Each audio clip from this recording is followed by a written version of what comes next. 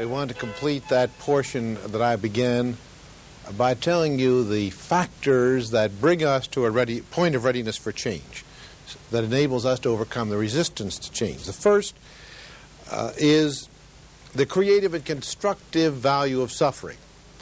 And suffering can be mental, physical, or emotional. Physical suffering we touched upon in the previous segment. Mental suffering is largely worry, constantly expecting the worst, whatever the area of your problem is. I talked about the fear of rejection, so you know what you worry about then. Every time you meet someone new, you worry about being rejected. And it doesn't just apply to love relationships. It can apply to work relationships. I worry I'm not going to meet the boss's standards, and 3 months down the line, he's going to give me a pink slip. I talked, too, about the different polarities, that on one point is that position of expecting the worst. Everyone's out to get you. It's dog eat dog. And the other position, expecting the best. Most of us are somewhere along that line.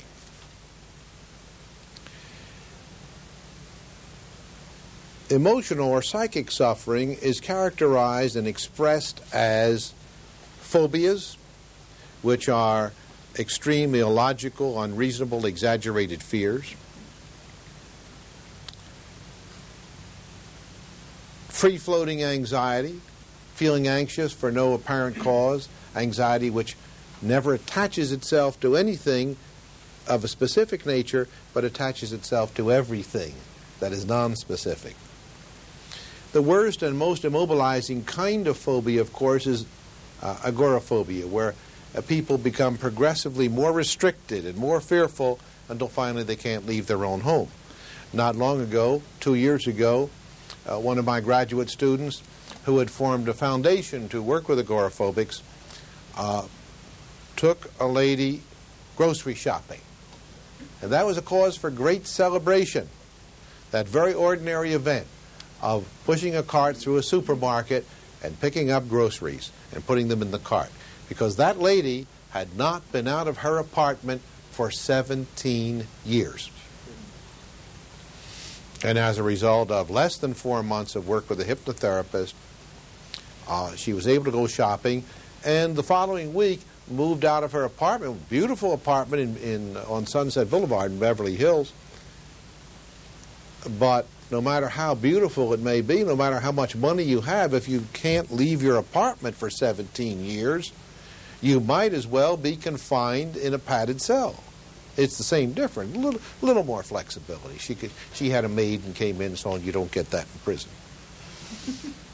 But she was a prisoner nonetheless, and so a week later she moved into a suite at the Beverly Wilshire Hotel while she had her entire apartment redecorated.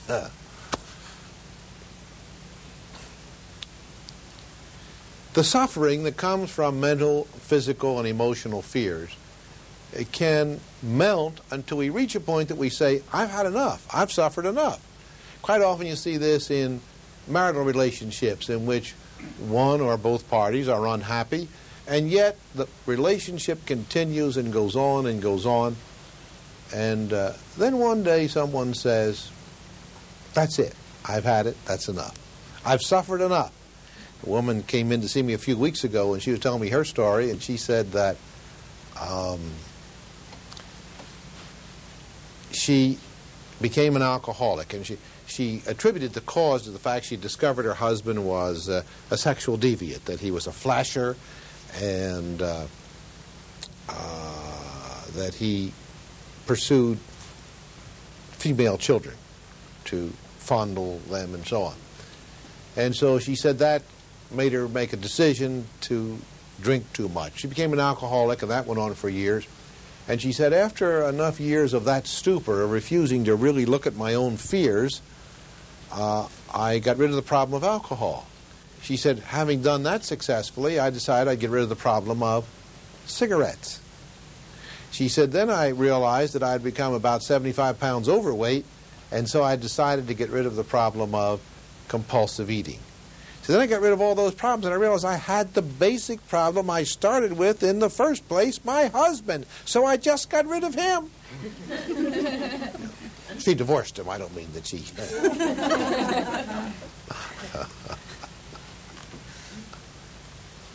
And so it took her a lot of suffering to come to a point of readiness for change. And she came to me because she said, now I'm ready to deal with the internal problems that I had back there when I kept saying they were all external problems. You see. In Alcoholics Anonymous, for example, they say that a recovering alcoholic is simply a person with problems who has given up the problem of alcohol. Now they still have their problems to deal with, but they can deal with them in a better way because they're free of alcohol, you see. And so when we've suffered enough, we can decide that we've reached a point of readiness for change. Now, the second element, and I talked about it earlier, when the lady was up here, when I said, I call it boredom, psychic boredom. We hear people say, oh, I am bored to death. And literally that's true. Chronic, ongoing, unrelenting boredom is a sign of the death of the psyche. It means that we've turned off that faculty that we use to reassure ourselves that somewhere in the world are the people and the circumstances and the situations that we use to fill our needs. When we no longer can hope for that eventual satisfaction, when we can no longer have, as Eugene O'Neill called it, our pipe dreams, and you know that theme runs through all of O'Neill's plays. Because this is a drama class, I'll talk briefly about that great theme that Eugene O'Neill used. And in The Iceman Cometh, for example, all of these people had their pipe dreams, which were their rationalizations of their failures and their refusal to make a commitment to life. And yet there was some vitality in them. They were participants in life. The particular form of life that they participated in that little hotel and bar might not have been a very high level from the standards of others, but it was for them. And then came the Iceman for his annual visit, and as he penetrated and brought what he called his reality to them and told them that they needed to really see clearly the nature of their existence, they became devitalized. All of the joy, all of the pleasure, all of the energy came out of them, and they became as cardboard people. And it wasn't until the police arrived and arrested the Iceman and identified him as the psychopathic killer that they were able to take back their pipe dreams and come back to life again. What was life for them? When we close down that faculty, this terrible existential despair strikes, and that creates terror. And at that moment of terror, we have two options. We can reach out for some kind of help in an effort to become life-affirming, or we can become life-negating. And I said earlier, that means suicide. Either quickly slash the wrist, or any one of 100 ways the imagination can conceive, overdose of pills and so on, or slow suicide. Addictions to alcohol and to drugs and food and compulsive sexuality and all of those kind of things. Now, the third factor that can lead us to a point of readiness for change is when we become aware that change is possible for us. And we saw that up here again when this one lady spoke. She felt a sense of excitement. She said, I'm in a place, at a time, in a moment in my existence when that disbelief about myself begins to dissipate. It's like that morning fog that rolls over Santa Monica and the marina from the ocean as it begins to burn off. And you see holes in that fog. I begin to see a hole in the fog of my unbelief. And at this point in time, I begin to suspect that perhaps I can change. Now, that can be caused by a book, a sermon, a class, a friend who changed, We have so many people helping movements in California, and most of them work on the referral system. My daughter's involved in one this weekend. I won't call the name. A friend gave her a weekend, paid for her weekend participation in this, but I'm not concerned because I led encounter groups back in the 60s for some 7 years, and I think the example that I've held out to my daughter will prevent her from being caught up in the wrong kind of ideas. I might add, there is mistake, there is evil intent. See, there are movements today that say there's no such thing as evil. If you just think the right thoughts, evil vanishes. That's not true. The effect of the particular behavior of others upon you can be mitigated and dissipated. But evil exists.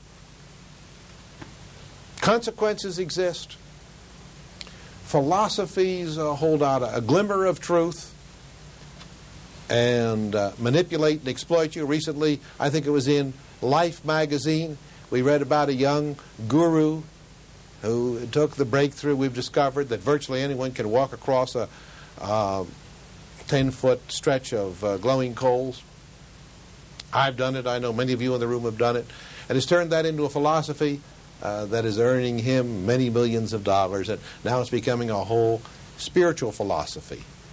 And he's being revered by many, including a former employee of mine. And the question arises, how far can you be led by the message of others until your own intelligence, until your own creative intelligence speaks to you? You're the only one that realistically knows what's good, right, and satisfying, and rewarding, and fulfilling for you. Because, ladies and gentlemen, for adults, there are no authority figures. Only children require parents, and only children need authority figures. To blindly follow the dictates of others who have amazing philosophies, unusual and different, unless it leads you back to your own creative intelligence, your own problem-solving mechanism, your own decision to take responsibility for your life in this moment and forever on, then it's a false message. You must be self-directing. There are teachers, there are communicators, but there are no gurus.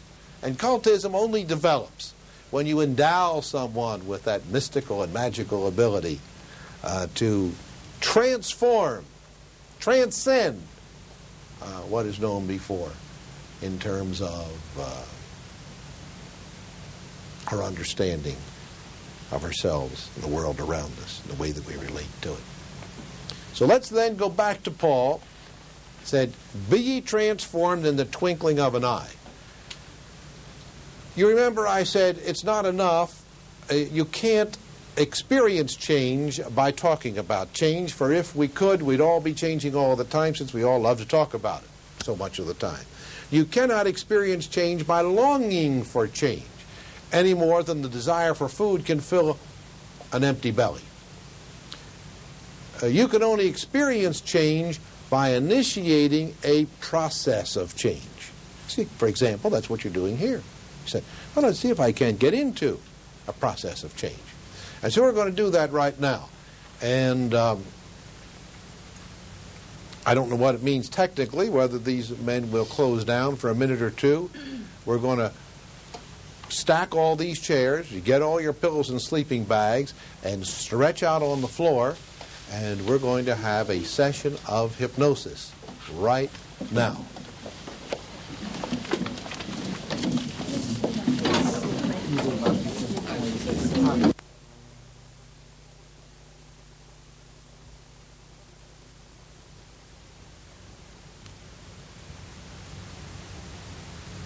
You're stretched out comfortably on your back with your legs separated so that no part of your calves or thighs are touching. Fix your eyes now up at a spot on the ceiling overhead. Pick out an imaginary spot Stare at that spot without moving a muscle. Now, if you find that there's a light in your eyes, at this moment you can close your eyelids down. If not, just keep staring at that spot. Take a deep breath now and fill up your lungs. Exhale slowly. Sleep now. Now a second and even deeper breath. Exhale. Sleep now. And now a third deep breath. Exhale. Sleep now. Now let your eyelids close down as a wave of heavy relaxation begins to move all across your body. And each muscle and nerve begins to grow loose and limp and lazy. Each time that you relax like this, you relax more fully, more quickly, and more easily. Hypnotic relaxation is a skill that you are easily developing with your practice.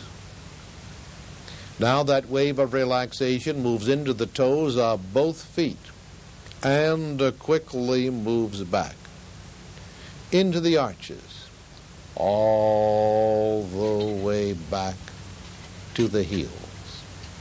And now turn all of those muscles loose. Let them grow limp and lazy, just like a handful of loose rubber bands.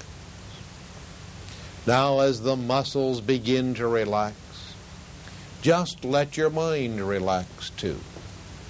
Let your mind drift where it will, to pleasant scenes in your imagination. As into the ankles, the muscles let go. From the ankles, all the way up to the knees of both legs.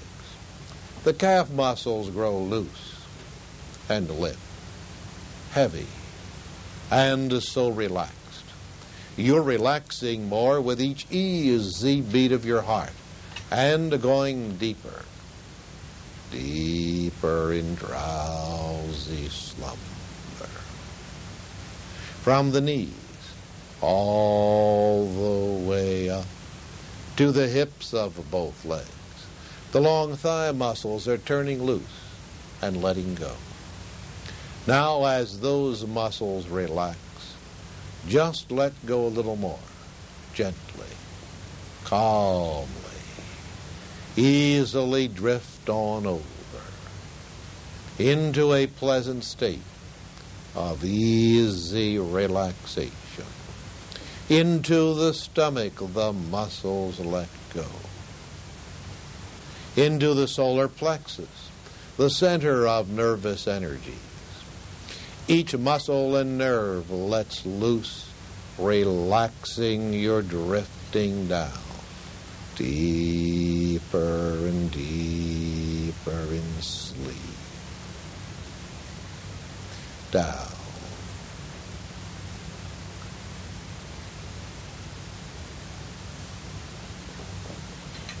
Up through the ribs, the muscles let go.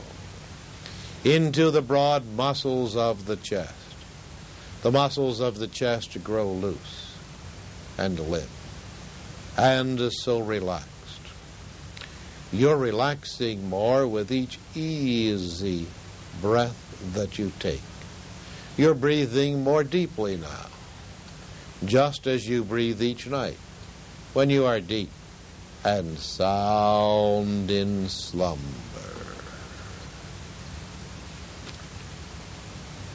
Into the neck, the muscles relax.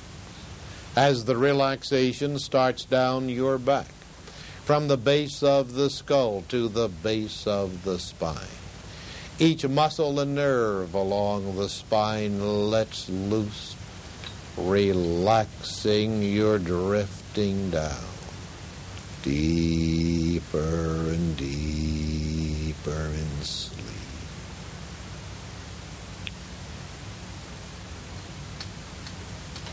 Into the shoulders, the muscles let go. from the shoulders down to the elbows, from the elbows down to the wrists. The forearm muscles are turning loose and just relaxing now. From the wrist to the fingertips of both hands, each muscle and nerve lets loose, relaxing. You're drifting down, deeper and deeper in sleep. Into the jaws, the muscles relax. The jaws are parting slightly, teeth not quite touching. All around the mouth, the muscles smoothly relax. Up through the nose, each nerve gives way. All around the eyes, the muscles are heavy and so relaxed. Even your eyebrows are relaxing now. Across the forehead, the muscles smooth out. Across the top of the scalp, down the back of the neck, down through the temples and back around the ears. All of the muscles are loose and lazy. You may feel now that pleasant tingling sensation in the tips of your toes, or in your fingertips, or in other parts of your body. A pleasant tingling sensation growing stronger and stronger now, as your entire body is being bathed in the pleasant glow of complete and utter relaxation. Now you are completely relaxed. Each time that you relax like this, you relax more quickly, more fully, and more easily. You may experience a variety of sensations. You might be experiencing the sensation of feeling very heavy, as if you're sinking down into the floor. Or you could experience the sensation of being very light, even to feeling as if your body were floating above the floor. You might have the feeling that your arms, one or both of your arms, have raised in the air and your hands have turned over. Or you could become unaware of your hands, your arms, or your feet and legs, or perhaps even unaware of your entire body. You might experience the sensation of swaying, swinging, as in a hammock. You could experience the sensations of your body seeming to expand like a large vinyl balloon blowing up, or shrinking like that same balloon with the air slowly being expelled. You might experience all of those sensations, one or two of them, or none of them.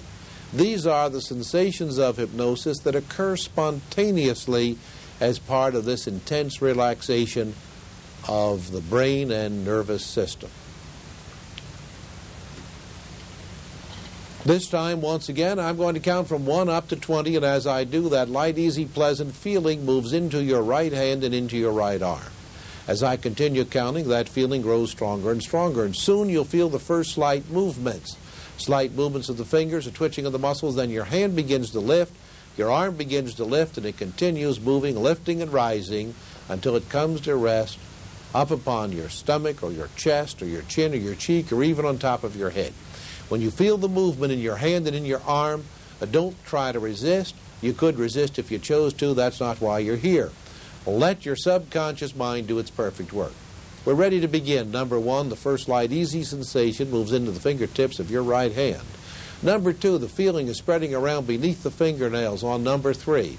Moving up to the first joint of the fingers. Number 4, spreading to the large knuckle across the back of the hand. On number 5, the first slight movements begin taking place. Slight movements of the fingers, a twitching of the muscles. Number 6, that light sensation continues to spread on number 7. Your right hand growing lighter and lighter with each number I count. While on number 8, your left hand and arm begin to feel very, very heavy, just as though they were made of lead or marble or stone. While on number 9, that light sensation spreads through your wrist, through the palm of your hand, across the back of your hand, through your thumb, and your hand is moving and lifting and rising. Number 10, from the fingertips all the way up to the wrist, your hand is light and free and lifting. Just as light as a feather floating in the breeze, and even lighter. As light as a gas-filled balloon. Just as that gas-filled balloon will rise and float toward the ceiling, your right hand is now moving and lifting and rising. 11, it's beyond the wrist and moving into the forearm, now coming up and moving up. Moving, lifting, and rising. Moving and lifting and rising until it comes right up upon your body. Number 12, think of your left hand again. You'll see that left hand feels just as heavy as lead, as though it were made of marble or stone or lead, and far too heavy to lift. While on 13, the right hand now is moving and lifting and rising and coming right on up until it comes to rest up upon your body. Now on 14, it's moving up and into your elbow. From the fingertips all the way up to your elbow, your hand is light and free and lifting, and just as light as a feather floating in the breeze, even lighter, as light as a gas-filled balloon. Just as that gas-filled balloon will rise and float toward the ceiling, that right hand is moving up, and when it comes to rest upon your body, at that point your eyelids lock so tightly closed, the more you try to open them, the tighter they're locking closed. 16, beyond the elbow, moving into the upper arm. 17, just a few more hands to continue their movement. Number 18, moving, lifting, and rising. When your hand touches your body, at that point your eyelids lock so tightly closed, the more you try to open them, the tighter they're locking closed. 19, on the next number now, your hand is light and free and coming right up to the position where it's going to rest. Number 20. Now your hand is moving in, and when it comes to rest upon your body, you'll find your left arm feels so heavy and your eyelids lock so tightly closed, the more you try to open your eyelids once your hand has touched your body,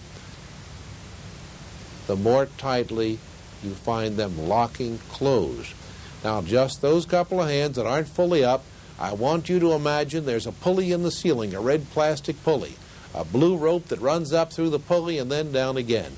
I'm going to count 3 more numbers, tie the rope around your wrist, I'll pull down on my end, and as I do, it'll draw your hand right on up. 1, tying one end of that blue rope right around your wrist. 2, grasping my end and pulling down. And 3, as I do, it draws your hand right on up. That's good. Right on up and coming up. I reach up and take it again and pull it right on up, and here it comes. That's it, and right over on your body. I'm reaching up once more and pulling it, pulling it, pulling it, and it's drawing your hand right on up until it comes to rest over on your body. That's it. Now I pull one more time. It comes to rest upon your body, and as it does, your eyelids have locked so tightly closed, the more you try to open them, the tighter they're locking closed. Make a try and satisfy yourself that your eyelids have indeed locked tightly closed. All right, stop trying and just relax, because at this time, your left arm feels as though it were made of marble or stone or lead. Your left arm feels so heavy that just the thought of lifting it is more than you want to deal with at this time. You may, if you wish, make an effort to lift that left arm, but it just feels as though it were far too much work to begin to deal with it. It just feels as though it were made of marble or stone or lead, and the thought of trying to lift your left arm is more than you want to deal with. However, if you wish, you may make an effort to lift the left arm, but it's just too heavy to lift. Now I'm going to count to 3, and your left arm will feel normal, the same as your right arm. 1, 2, 3, and the heaviness instantly leaves your left arm, and it feels normal. I want you now to raise both arms when I count to 3. Raise them deliberately and point them straight up toward the ceiling in a straight line from your fingertips all the way back to your shoulders. All right, 1, get ready to raise both of your arms. 2, begin lifting them now, and do it now. 3, point both of your arms straight up toward the ceiling. Turn your hands so the palms of your hands are facing each other. Palms of your hands are facing each other, and your arms extended in a straight line from your shoulders to your fingertips. As I count to 3, bring the palms of your hands together. 1, 2, 3, bring the palms of your hands together, and now interlock your fingers. Interlock your fingers. Stiffen your arms. Lock your elbows. Squeeze your fingers very tightly against the backs of your hand. Even tighter. Imagine your 2 hands are carved of one solid block of wood. Lock so tightly closed The more you try to pull your hands apart, the tighter they're locking closed. Try now to pull your hands apart and find them locking tighter and tighter. Make the try and satisfy yourself, and you'll see they are indeed locked tightly closed. However strenuously you attempt to pull them apart, they just remain stuck. Now I'm going to count to three, from 3 down to 1, and when I do, your fingers relax. You can pull your hands apart and they drop instantly down limply to your side, all at the same time. Get ready now. 3, fingers loosening. 2, begin drawing them apart. 3, drop them limply to your side and go much deeper into hypnosis. That's fine. The feeling that you felt as your right arm was lifting, that's the feeling of hypnosis. The feeling that you felt as your left arm seemed so heavy, that too is a feeling of hypnosis. The feeling that you felt as your eyelids seemed stuck, that too is the feeling of hypnosis. We call these the feelings or sensations of hypnosis because you know there's no rational reason for one arm to feel lighter than the left or one arm to feel heavier than the other. There's no rational reason for your eyelids not to open the very instant you think about it. Nor is there any rational reason for you not to be able to pull your hands apart the very instant that you think about it. All of this takes place because that part of your mind, the critical factor of the conscious mind, that normally would process these ideas in terms of rationality, that part is temporarily relaxed. Now, it hasn't disappeared. I'd like you to think of a stereo system. There is a control knob, a rheostat, which is marked balance. When you turn that rheostat all the way to the right, you hear the music only from the right speaker through the right circuit. And the speaker on the left and that circuit becomes inactive. It doesn't disappear. It's just not operational. Now, when we turn the rheostat in the opposite way to the left, then the right circuit, the right speaker, becomes inoperative, and the left circuit supplies all of the music. In the same way, this critical factor has temporarily been set aside, so you can accept and act upon ideas without the need to evaluate them critically, without the need to say things like, there's no reason for my right arm to rise, there's no reason for my left arm to feel heavy, there's no reason for my eyes to feel stuck, there's no reason for my hands to feel stuck. It is this single faculty that enables you to accept ideas about your own behavior that is different from your previous experience. Things that you found difficult to do will now be easy for you to do. For you are a unique and extraordinary individual. There are things for you to do that can and should be done better by you than by any other person. Never before has life been expressed in the same way it is now being expressed through you. If it had been, there wouldn't be any reason for you to be here. And never again on this planet will life be expressed in the same way it is now being expressed through you. For if that were part of the plan, there'd be no need for you to be here now. You accept yourself as a lovable person. You easily express love, affection, and approval, and you eagerly accept the love and approval that surrounds you now. You'll find that each time that you use this method for easy relaxation, you relax more quickly, more easily, and more fully. And as you do, your subconscious mind becomes even more accessible. You see, it's the nature of your subconscious mind to respond to ideas that it perceives are based in truth and in reality. So be it, not because I've said so, but because that's the very nature of your mind. I'm going to slowly count from 1 to 5, and then I'll say fully aware. At the count of 5, please let your eyelids open. You're calm, rested, refreshed, relaxed, and you feel wonderfully good in every way.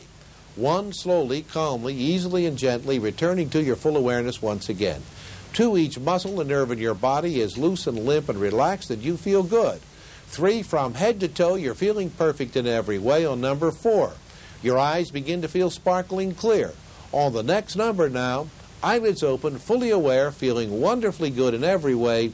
Number 5. Eyelids open now, take a good deep breath, fill up your lungs, and stretch.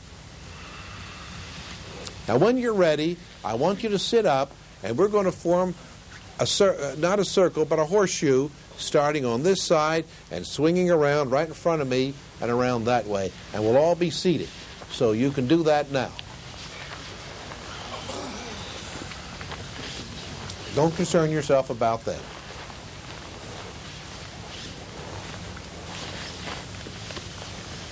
Now listen again. I want the horseshoe to start here, extend around this way, and over there.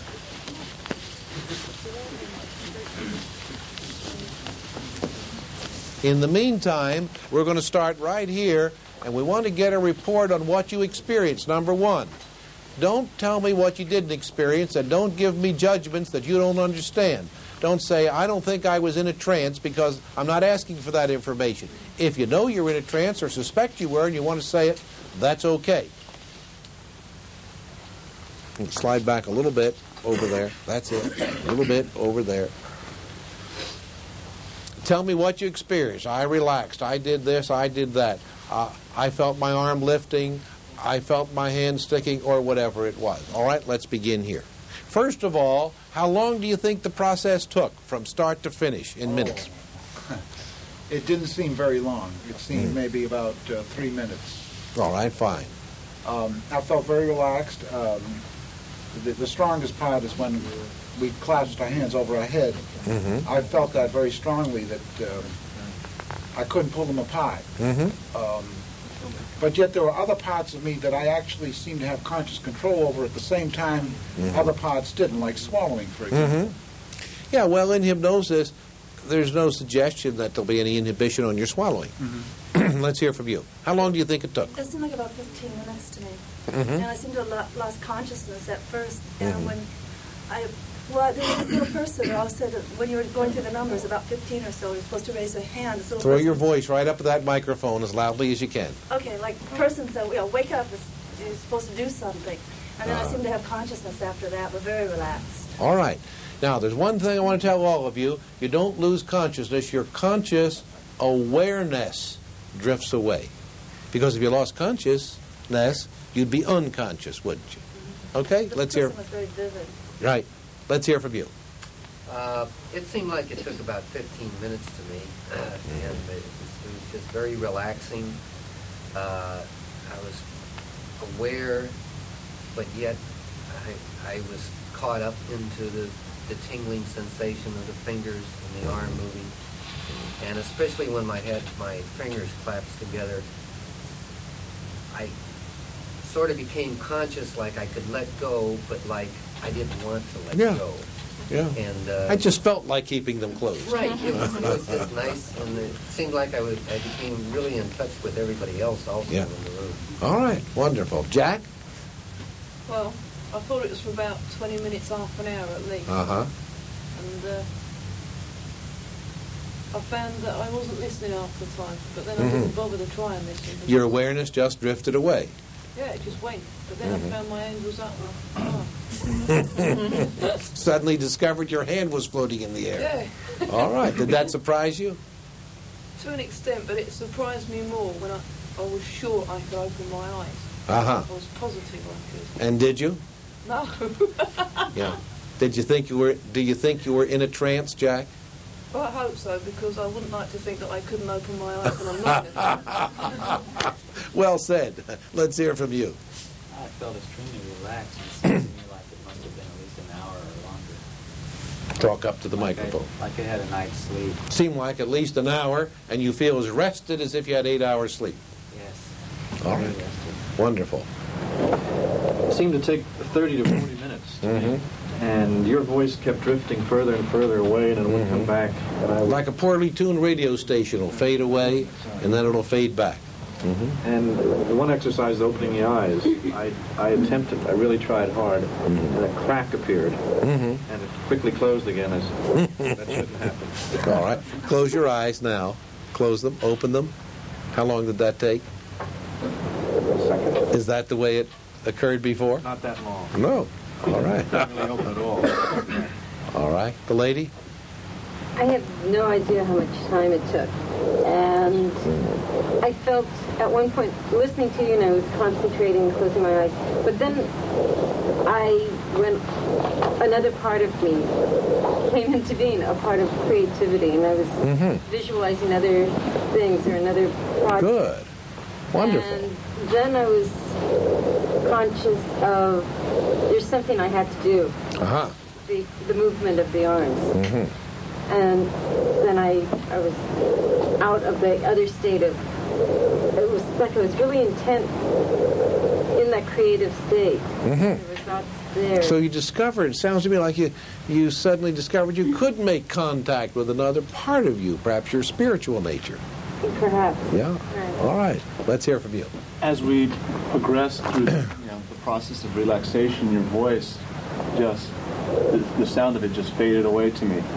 And like Lloyd, it would come back and it would go away. But I would still find myself, when I was conscious of your voice, I'd find myself doing things that I didn't realize that I had initiated. Suddenly my hand was up in the air, suddenly my fingers were locked together. Do you feel you're in a trance today? Lynn? Excuse me. The whole thing felt about 10 minutes long. But I feel like I've had a very long period of relaxation. Like Jack, when I was aware of your voice, but then I wasn't aware of it at all, but I was still very much a part of what was going on. I feel wonderful. Great. Let's hear from you. It seemed about 10 minutes to me. It was a very tranquil feeling. It was very easy for me to go into a real deep relaxation. Wonderful. And if you'd just gotten quiet as a stayed there were times where I said, I don't want to participate. I'm going to just, because it would fade out far enough to where I was just really tranquil. Okay, let's have a show of hands. How many at any time felt that, especially at the end, a disinclination to terminate the trance state? Like, oh, I'll just soon stay here for a while. Sure, almost everyone. All right, the next lady. Well, it seemed like it was about 5 or 10 minutes to me, too, but I think I fell asleep because I don't think my hand raised that I was aware of, but I knew I couldn't open my eyes. And when my hands were locked together, I couldn't unlock them. But I think I was so relaxed, I don't think I was really paying attention. I suspect your hand did come up because I watched carefully, and I didn't see anyone whose hand wasn't raised. Well, I didn't. But the next time I look at this tape, I'll check it out. The lady? I found it very relaxing. It seemed possibly 15, 20 minutes to me, but I found myself daydreaming. You were in the background talking. Good. And I would become aware that, oh, he's telling me I should be doing something, and it would interrupt my daydream. I want you to take out the word should. See, should is what isn't, and your response is what is. Don't give yourself any shoulds. You did fine. You're not supposed to concentrate on my voice. I'm going to get in there with my ideas, and there's nothing you have to do about it. You did. You would overpower the daydreaming. I would just unconsciously be daydreaming. You would follow back into it. All right, wonderful. The next lady? It seemed like about 15 minutes. And I started falling asleep. And then suddenly I got aware of that you wanted me to do something. And then I started getting real conscious. But I didn't raise my arms. Well, I saw your fingers twitch, and I saw your arm come up about that much. Were you aware of that? No. Yeah. Because I thought, well, there's the lady's beginning to generate a response despite herself. The gentleman? Yes, I found myself moving in and out of this state of awareness of your voice and a state of almost sleep-like state, moving to different places and memories of things that were in the past that I can't at the moment remember.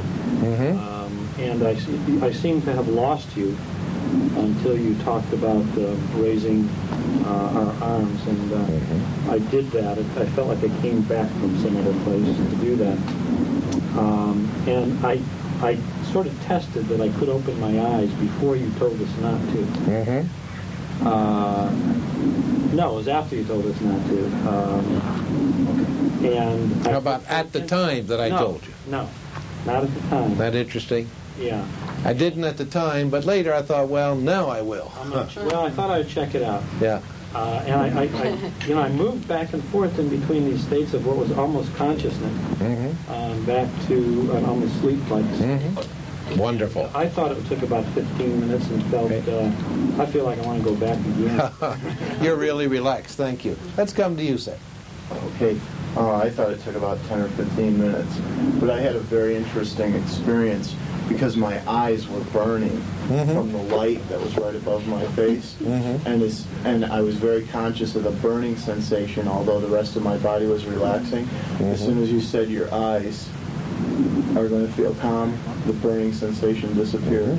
You accepted the suggestion, and there it was. The pain went away. Good. So you learned something about pain control already. Let's hear from you.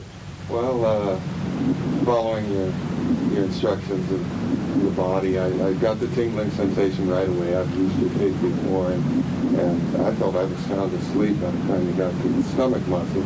Cindy claims I was snoring. I don't recall that, but then I remember, you telling me to do something, and I kind of got out of the trance-like state, and I started focusing on moving my arm up, and I had a little trouble there. But a couple seconds later, I was right back into it. Yeah, you could be more active in the trance and less active. And I might say this. We tend to think that snoring is brought about by sleeping. Snoring is brought about by the following things. Deep involuntary breathing. Normally that only occurs in sleep. Secondly, a degree of relaxation occurring in the breathing, throat, palate, nose, that apparatus that in a highly relaxed state, and if you add the position of being on your back, drops into a position where this deep involuntary breathing causes snoring. Now, when you're hypnotized, you can have deep involuntary breathing, that same quality of relaxation, and here's how you can tell the difference. When you're asleep, you rarely know that you're snoring, unless your marriage partner nudges you and says, "Stop snoring," which only causes you to snore more. But when you're hypnotized, you can hear yourself snoring. And you can make a comment about, "Oh, I'm snoring, I better cut that out." And you would do for a little while, and then you start again, and so on. Did you have that experience? No, I didn't hear yourself snoring. All right, Cindy, let's hear from you. I didn't feel it took that long, and the snoring kind of made me laugh. How long did you think it took? 5 minutes maybe. All right, 5 minutes. And when I heard the snoring, it kind of made me chuckle a little bit. And then after a while, I was able to just get all the other sounds other than your voice out. And then I fell deep into it. Okay. We've had the tingling. I wonder, as we continue going around, if anyone felt any of those other sensations, the swaying, the changes in body size, loss of body awareness, any of those things. All right, let's go to you. Did we heard from you? No. All right, your turn. Which is good, because I don't remember a thing. When did you become aware again? At the end, when somebody said, "Well, what are we going to do about this?"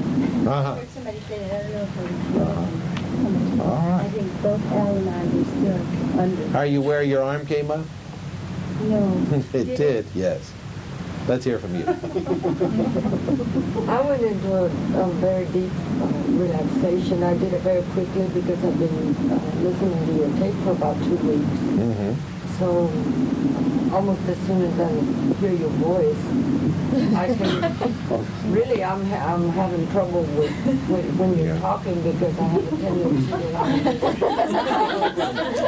tendency. See how my life turned out? I thought when I got into this work years ago, I'd excite everyone. Now the women just say, "Hear your voice, that's it. I just want to go to sleep." But I experienced all the physical things that you sensations and so that on. you were talking about. But I also had periods where I had no awareness at all of my body, and I have loss of body awareness. Good. Images will come in, whatever. All right, Al. I had 2 levels, or I had 2 things that I was aware of. One focusing my eyes, and the other wondering why everybody was moving around. What happened in between, I had no idea. Yeah, and a little bit of snoring. I don't know about that either. I would just say 3 minutes. Okay, and let's hear from you. I felt very relaxed and very warm. And when you mentioned about the arm, it felt like my arm was shrinking. Uh-huh. And my mind kind of wandered. I saw Your awareness drifted. Sure. See, there's a line in there I say, let your mind drift off to pleasant scenes in your imagination. Okay, we're going to get these reports a little shorter because we're running out of time. So 10, 15 seconds. I was not aware of the time and couldn't tell you how long I think it took. Uh-huh. It was all so relaxing. Uh-huh. But I did see a lot of Purple and yellow. All right. Remember now, speak up for the microphone out there, that one that you see in the center. I don't have any idea of the time. I have any recollection of the beginning when my arm wanted to move up, and then all of a sudden I woke up. All right, wonderful. The lady? Well, after you talked about the knee, I don't remember anything after it. I don't know if you stopped talking or what. No, the knee bone connected to the thigh bone, and the thigh bone connected to the hip bone. Yeah, and then I came out when you were talking about the hand. I could visualize my hand, and then I could see my hands coming up together, but I couldn't put it all the way in. All right. Florence Nightingale. Right before you called us back to our state where we are now, I was in the process of leaving the room. Spiritually. You know, it felt so good just not to be here for a while. Kind of an astral projection? Yeah. Okay. Steve. Well, I guess it was about 10 minutes. I don't feel like I went into a trance state. When we were envisioning being in a pleasant place, I started daydreaming. Good. All right. The lady? I felt really relaxed. It seemed to me like it was about half hour, 40 minutes. And when you were saying we might possibly feel heavy, I felt extremely heavy. I felt like I was sinking down the floor. And you said, or perhaps you might feel light. And immediately I felt like so it was real strange. Good. Do you think you're in a trance? I must have been. Yeah. Yes, sir. I think it was about 20 minutes. I think I lost awareness at times, but I would listen to your instructions and follow them. Wonderful. The next gentleman? To me, it felt like about 15 minutes, and I experienced the fading out of consciousness or awareness that they talked about. But a couple times I was brought back by my body just twitching. Yeah. I don't know what that was from. All right, the lady. I felt progressively less aware of my body and I could feel the swaying. And when you did start to bring us back, I was reluctant to do so because it did feel so. Yeah, just leave me here. Yeah, exactly. All right. Let's hear from you. I felt relaxed. About it. Okay, it's interesting when you consider that the reports of the perception of time were from 3 minutes to an hour that felt like 8 hours sleep. I'm not quite certain. That was a little shorter version. I would estimate about 18 minutes was the actual literal passage of time. At this point, we're halfway through, and we've done a great many things. You've done a great many things. Whether or not you know everything that you've done, you will by tomorrow. Now, tomorrow we're going to deal with more conditioning, helping you to understand trance better. We're going to teach you how to write your own program and teach you how to develop your own trance. And so that by this time tomorrow night, you'll all be self-hypnotizers and self-programmers and taking responsibility for yourself and moving into that exciting new part of your existence called change. Change because you direct it. Change because you decide you want it. Change because it's going to make your life happier, richer, more satisfying, and more fulfilling. And so until tomorrow, we'll say good night.